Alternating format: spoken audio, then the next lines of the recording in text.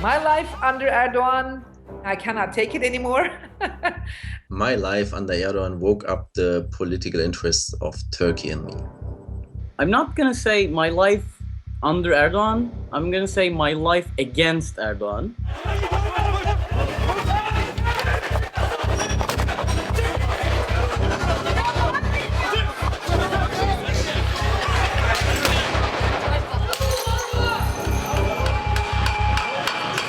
My life in Turkey under Erdogan is like living with your parents.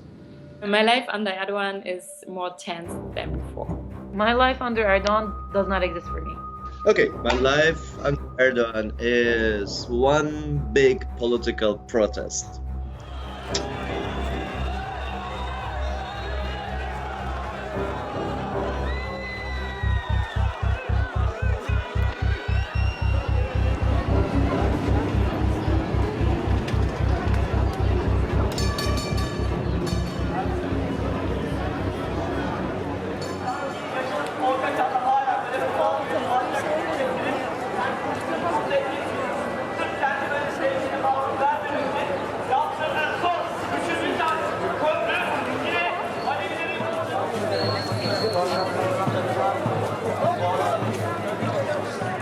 It was about shopping malls, because in Turkey there's there's an ongoing construction craze.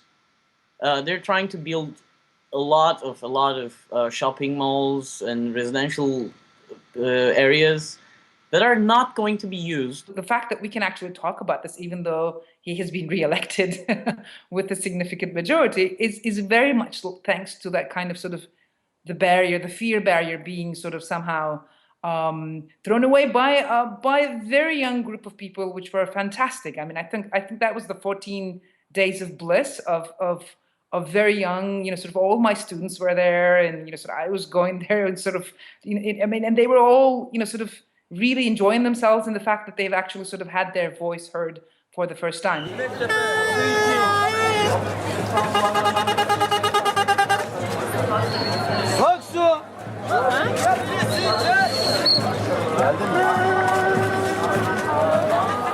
There was a breakthrough with the Gezi Park protests because of the way people started openly talking about the problems they have with this government, and and which continued on to all the sort of the corruption scandals and all of that, what happened in the recent months here. And I think everybody, the interesting part of this is now everybody is talking about it, regardless of the fact that we still have a majoritarian government that continues to ignore what we're saying. That's fine, but I think it was the minority becoming vocal for the first time, and that was very important. And that's always a very good point in any functioning democracy. I follow every day the situation in Turkey on Facebook, Twitter, YouTube, and so on. And of course, every weekend I was in Taksim for party.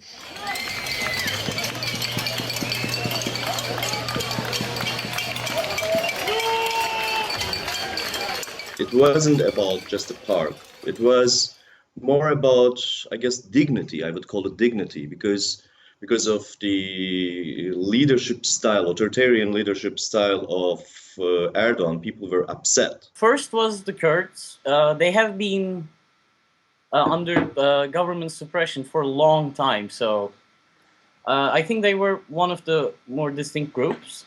And there is also the White Turks, as we call them in Turkey, which is basically us, who have like corporate jobs and stuff, who go to nice universities from middle-class families. We were there, and sorry, ma. Hello?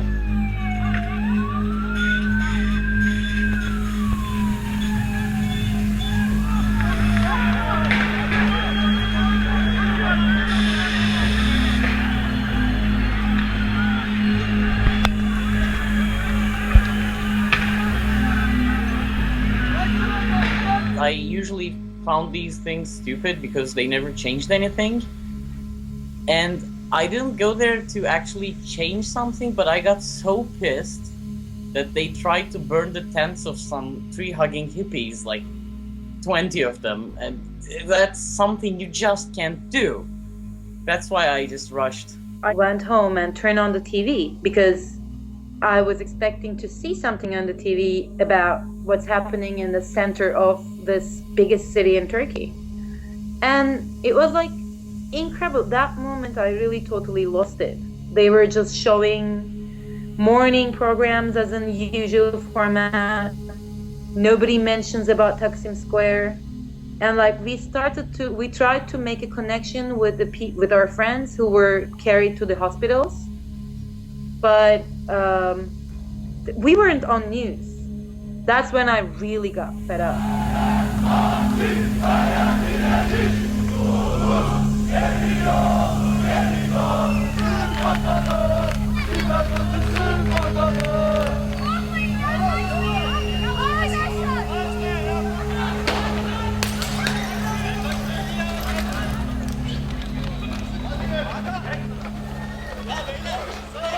That was another big gain of the Gezi Park movement as well, that that a lot of people whom they thought were all by themselves actually started developing empathy towards one another and say, we're all in this together.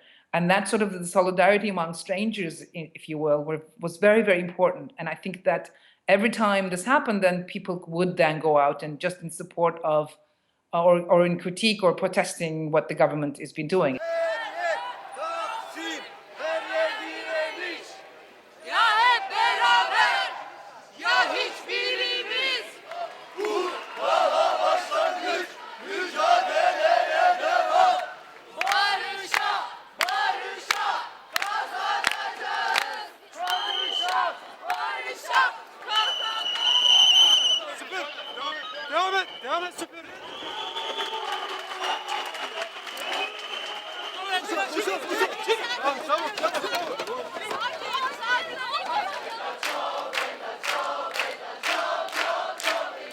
What you're seeing in these major cities is that there is a sort of a growing urban discontent. And that is, again, a minority, but is not getting the kind of sort of attention or the kind of voice that they need. And it did spread, and especially during Gezi Park. This was quite magnificent. There was something in Berlin. There were sort of Sydney. I was seeing all this sort of Sydney, Australia had groups coming out and protesting in favor of. I mean, that was a sort of a transnational element to the whole thing as well, which was fantastic.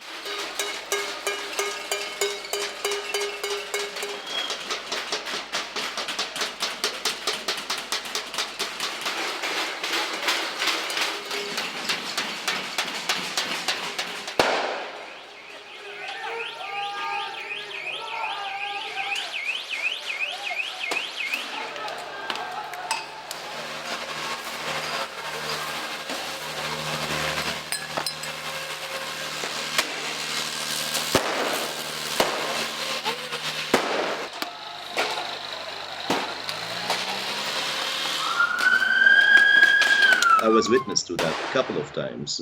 Police throws tear gas, and then, of course, protesters try to protect themselves, and then that's an excuse for further violence from the police side. So I would call the violence in the Gezi protest as sort of riot, police riot. I mean, it's police violence, true and true. The first time I was hit by gas, I couldn't see, I couldn't breathe, I was really scared. And after like 15 minutes, something just snapped in me. And I went berserk. And at that point, I knew tear gas was not killing me. Water cannons, like, I got resistance. I think there's that kind of a barrier, like a borderline of fear. I just crossed that line.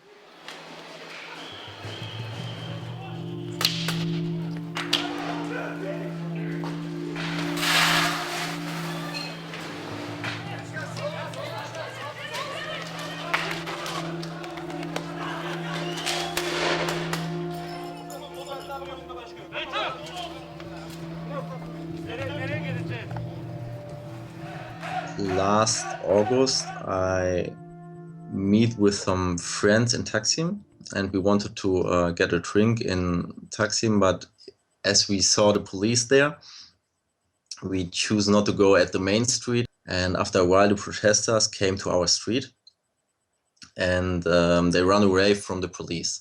And then they thought they will be safe into the bars. And a lot of these protesters came maybe in our bars and in another bars and so on. And after a while, the police came to our bar and said, "You can go, you come with us, you can go, you come with us." And there was no system into it. So I was one of the people they choose to come with them. And yeah, that's.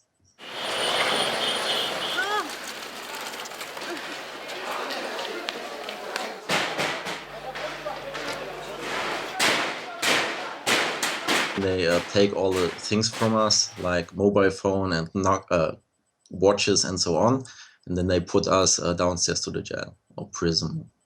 I was in a 9-person room. I think it was not for 9 person, but they put 9 person in one room. Yeah, the food was okay, but they didn't leave us to the toilet. So the main problem for us was not to drink so much, because they leave us 1 time per day to the toilet, and that was the big problem.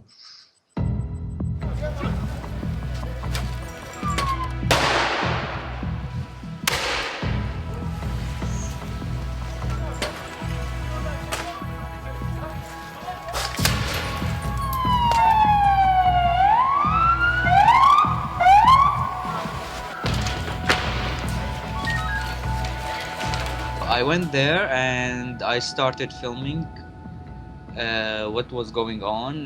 Then at one point the clashes started, and I videographed a few of the clashes. Then when I got back home, I was learning montage. I was new to like montage, so I said to myself, how about editing this and see what it could be turned into. So I montaged it and then I uploaded online to my YouTube channel.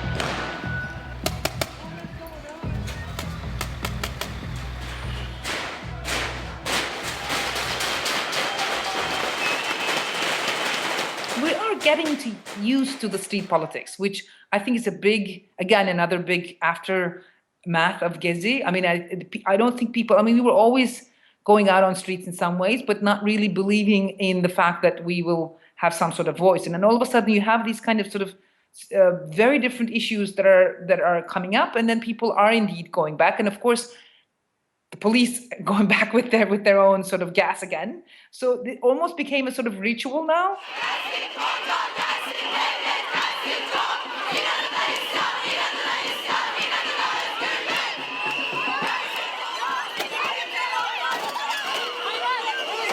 Women were incredible in this protest altogether.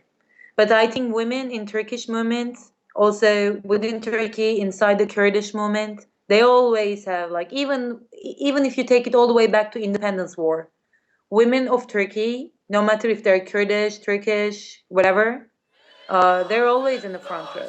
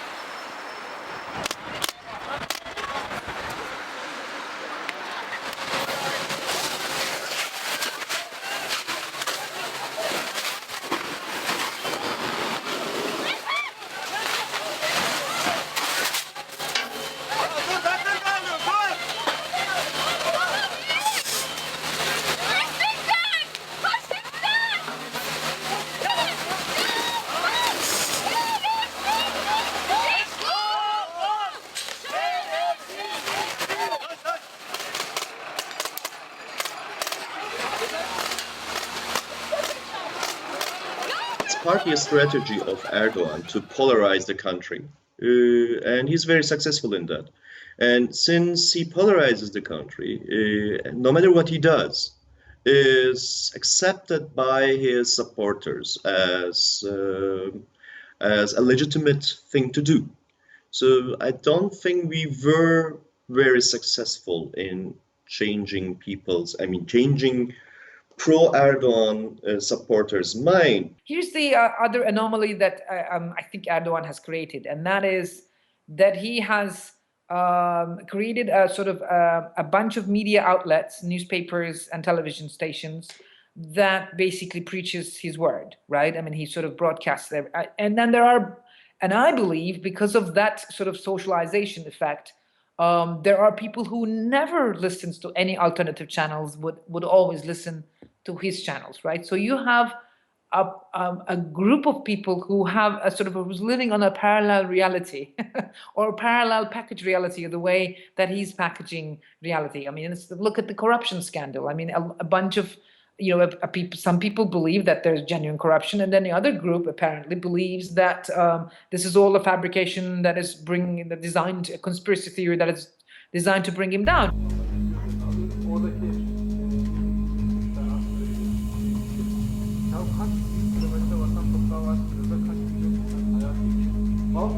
Now there are so many tapes. I think the most unforgettable one was Prime Minister talking to his son about emptying their cashiers in the house. That 4 ministers' sons were under investigation, that he should be careful and he should call his sister and they should arrange something. Erdogan didn't forbid Twitter and YouTube because of the Gezi movement. I think Erdogan forbid the Twitter and YouTube because of these tapes, which were leaked since December to over YouTube, and then they shared it over Twitter. You turned off Twitter, you turned off YouTube, but this is like a generation who is there to ready to write whatever they want.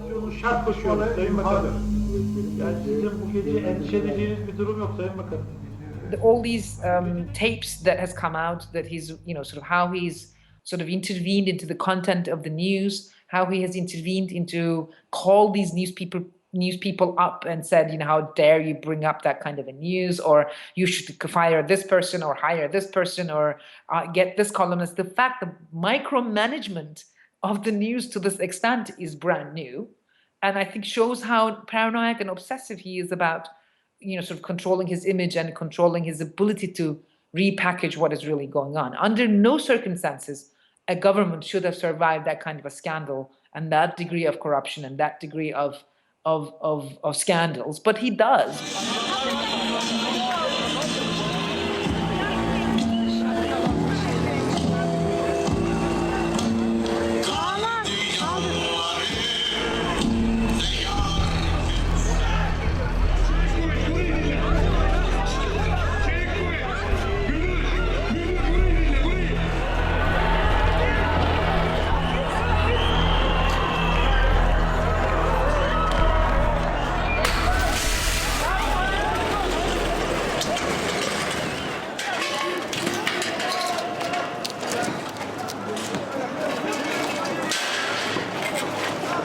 I tried to hold this metal fence. 3 of us couldn't hold the thing up straight when we were being hit by the water cannon. Our feet was on the ground and we were just sliding on the ground, being hit by the water cannon. It's crazy. It can kill you. I know that someone was hit in the head with full force from like 2 meters. I think he was in a coma for a few days. And people, there are 8 casualties on the side of protesters, but there are a lot of unknown casualties, that people with permanent brain damage.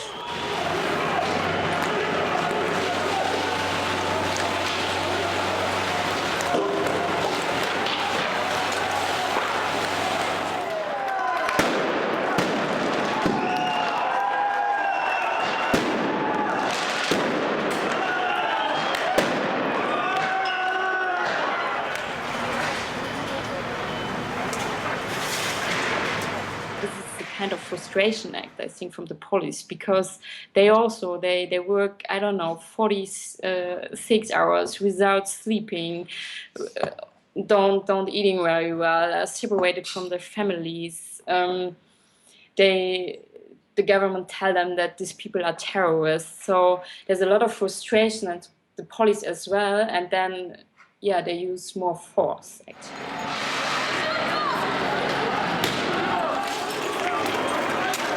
Police never has actual reasons. We try to provoke them, obviously.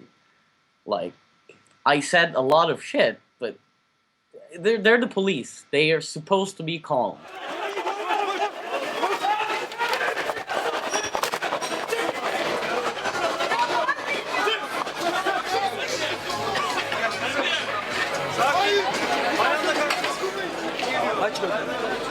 Açıp kapatın gözünüzü. Ya In some cafes, many of the people who are protesting, but not in a very passionate way, but they support this protest. When like things get bad or like ugly, they hide or like protect themselves inside cafes. So like you see a lot of people inside the cafe taking photos from like inside of the protest or the clashes happening outside, and you reactions varies between smiles, between people asking what's happening for the foreigners, because like Istanbul is a you know, like is a mega city. It's not just like Turkish people, it's filled with people from everywhere.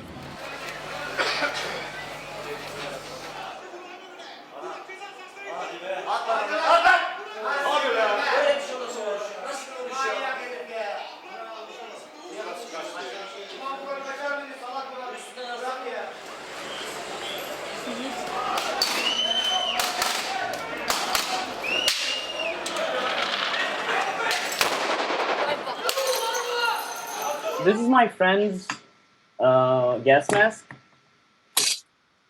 Just wait. But it looks cool. It's a Halloween costume. Yeah, it is real. I ordered one. I ordered another gas mask, which I might use because it looks seriously intimidating. The one that were being used by the Ukrainian riot police, it's white and it has like weird lenses. I ordered one of those. It still hasn't came in, but I might wear that because if there's an actual like, if there are fights between the protesters and the police, intimidation can be a huge factor.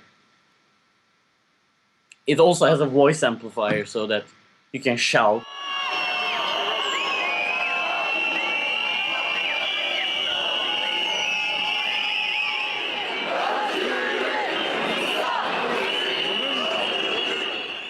He was a 15-year-old kid who was going out to buy bread on that day in Gezi Park and got shot and has been in coma for about 260 some days and went down to 16 kilos at some point.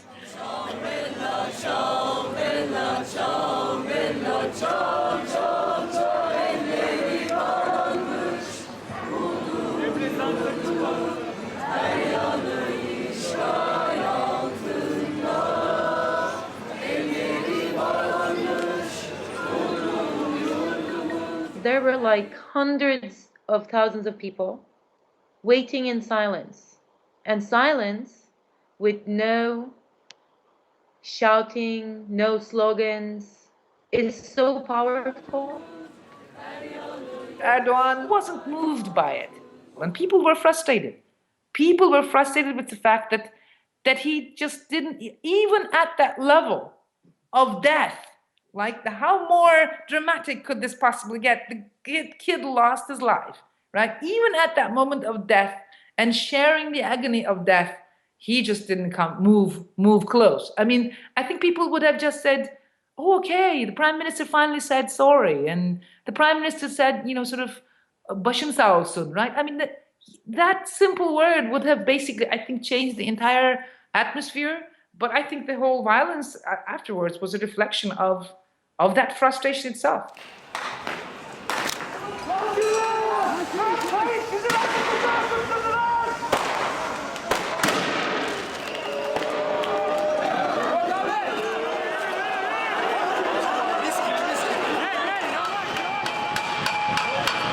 Erdogan will never resign.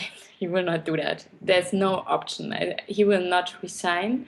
I also don't think that the protest will stop. Protests will ever stop because this is an awakening. The protests are very much objectified in one person, and that's also why the protest sentiment is so strong. I mean, if you have a certain person whom you can direct your anger, it's easier to go out in the streets. So as long as Erdogan is there, there will be protests, I guess.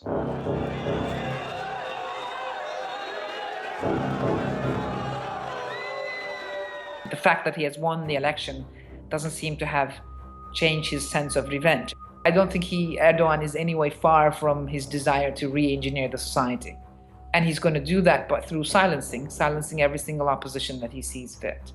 And so it's going to be a tough couple of months ahead.